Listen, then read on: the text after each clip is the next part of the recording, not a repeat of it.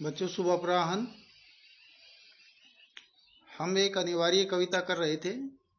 आदिवासी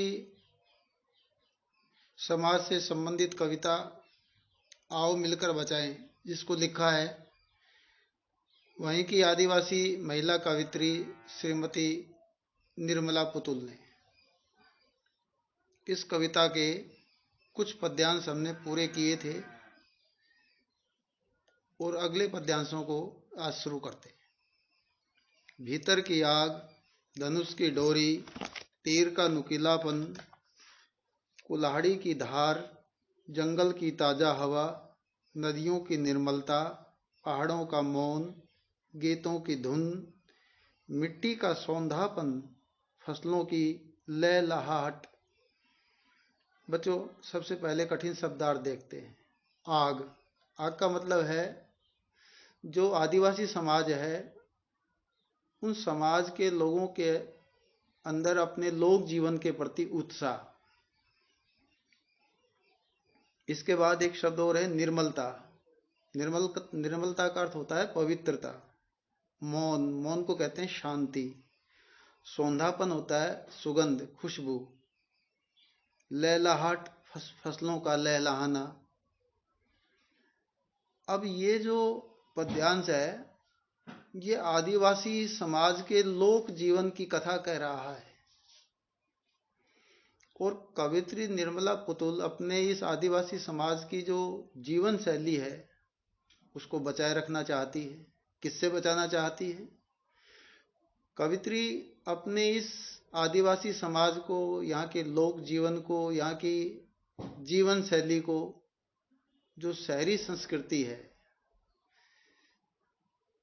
शहरी पहनावा है, शहरी संस्कार हैं,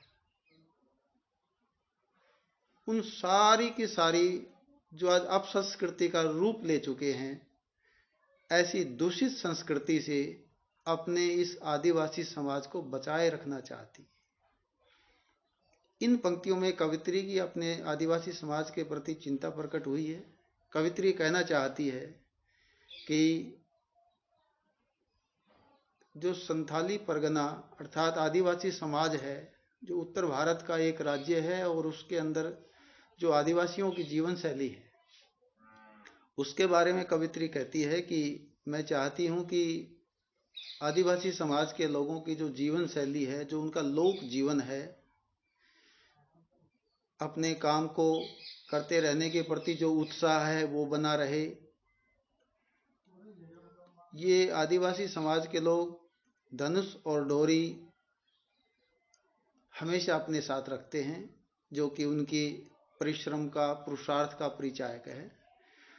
तो कवित्री भी ये चाहती है कि ये धनुष और ये तीर, उनके परिश्रम के प्रति कुल्हाड़ी, सारी की सारी उनकी जीवन शैली में जैसी आज हैं ऐसी आगे तक बनी रहें। वो अपने आदिवासी समाज को शहरी दूषित वातावरण से, अपसंस्कृति से बचाना चाहती है। कवित्री नहीं चाहती कि मेरे इस आदिवासी समाज के ऊपर शहरी संस्कृति का दुष्प्रभाव पड़े। आगे कवित्री इसी संबंध में अपनी बात कहती हैं।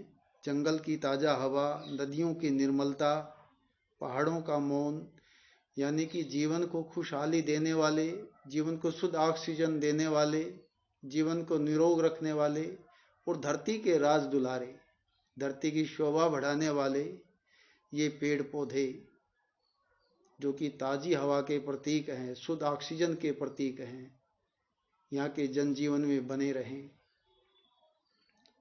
नदियों की निर्मलता, यहाँ की नदियों का जो पवित्र जल है वो अपनी शुद्धता, अपनी निर्मलता, पवित्रता के साथ बना रहे।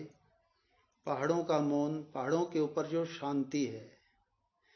कवित्री चाहती है कि ऐसा कोई भी कार्य न हो कि शहरी उद्योग चलाने वाले बड़े बड़े उद्योगपति यहाँ पर आएं और यहाँ पर खनन कार्य हो, शोर शराबा हो, धूल मिट्टी उड़े और मेरा आदिवासी समाज नष्ट होने के कगार पर पहुंच जाए। इसलिए कवित्री चाहती है कि यहाँ पहाड़ों की शांति सदा बनी रहे, गीतों की धुन।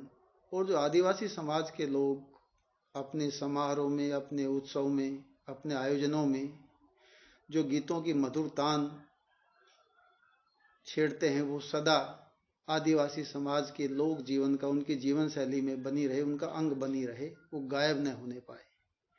मिट्टी का सौंधापन, मिट्टी का सौंधापन का अर्थ है कि आदिवासी समाज के लोगों का जो स्वभाव है, जो गुण है, जो काम करने की कला है, जो परिश्रम, कर्म में विश्वास है, वो सदा इनकी संस्कृति में रचा बसा रहे।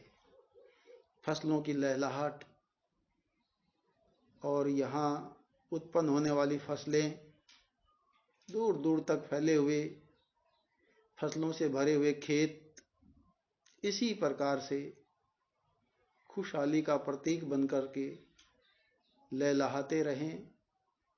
किसानों के जीवन को आनंद और मस्ती से, मादकता से सदा परिपूरित करते रहें, भरते रहें।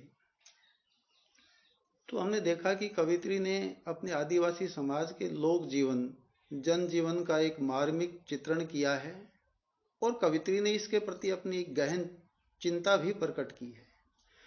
कवित्री हर परिस्थिति में अपने आदिवासी समाज को शहरी प्रदूषण से, शहरी संस्कृति से, शहरी उद्योग धंधों से बचाना चाहती है।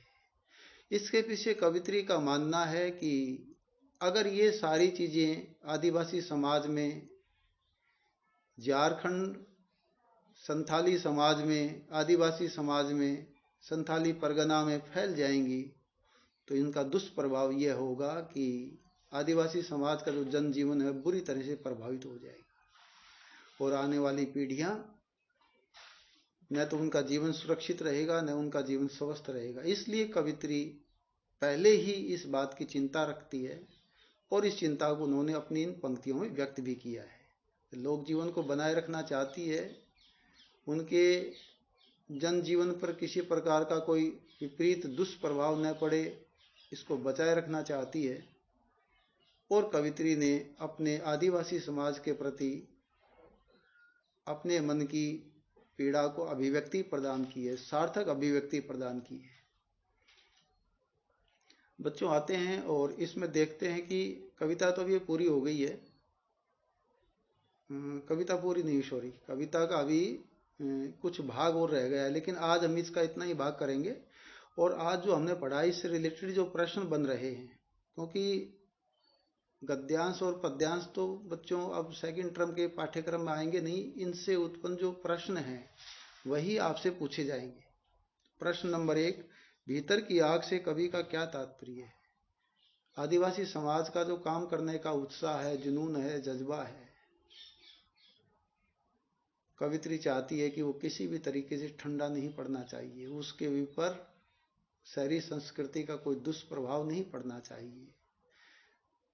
जो काम के प्रति उनका उत्साह है, विश्वास है, वो पहले जैसा ही बना रहे। इस कविता में किस प्रदेश की संस्कृति का चित्रण हुआ है? बच्चों, इस कविता में भारत के पूर्व में स्थित झारखंड और झारखंड राज्य में आदिवासी समाज के जनजीवन का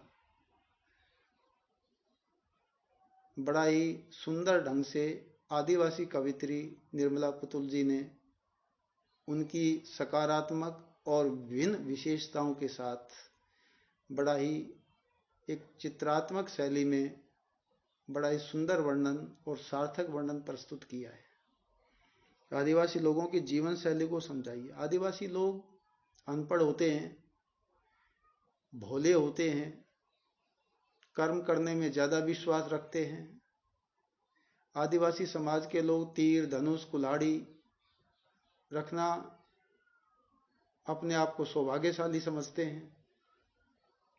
आदिवासी समाज के लोग क्योंकि अनपढ़ हैं, शराब, नशे की लत से भी परेशान हैं। क्योंकि कवित्री ने आदिवासी समाज के लोगों के सकारात्मक और नकारात्मक दोनों ही पहलुओं पर अपने मन की चिंता को प्रकट किया है। जीवन शैली का मतलब है वहाँ के जो पहाड़ हैं, वहाँ की जो नदियाँ हैं, वहाँ के जो खेत हैं, घर के आंगन हैं, सबको कवित्री बचाए रखना चाहती है, क्योंकि जीवन के आनंद उन्माद के लिए, प्रसन्नता के लिए ये सब हमारे जीवन में होने बहुत जरूरी है।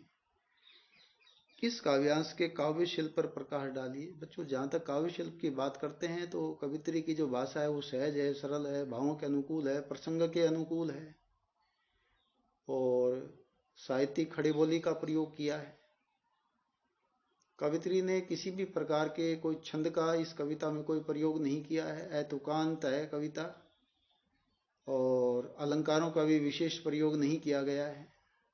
कवित्री ने अपने आदिवासी समाज के जन जीवन को इस पूरी कविता में चित्रात्मक शैली में मनोहारी ढंग से प्रस्तुत किया है। इसमें न कोई लयात्मकता है, न गीतात्मकता है, न इसे गाया जा सकता है, बल्कि जो इसमें विशेष बात है वो ये है कि इसके अंदर शब्दों का जो अर्थ है वो अपने आप में अनुपम है, अद्वितीय है। आम बोलचाल की शब्दावली और संथाल परगना के परिवेश से जुड़े हुए व्यवहारिक जीवन में बोलचाल की शब्दावली के शब्दों के माध्यम से इस कविता की सृजना की गई है, तो आम बोलचाल की भाषा का इसमें प्रयोग किया गया है।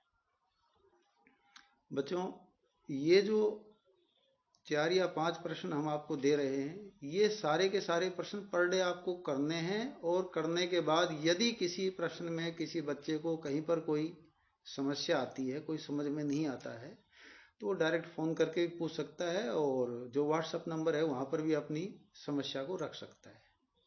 ऐसे विद्यार्थियों का सदा स्वागत रहेगा, उनका हम सम्मान करेंगे और उनसे ये अपेक्षा भी रखेंगे कि वो अपनी समस्या को यथा समय समाधान करवा लें, यानी संकोच बना करके न रहें, मन महसूस करके न रहें। जो आज समस्या है उसका समाधान आज ही करना है।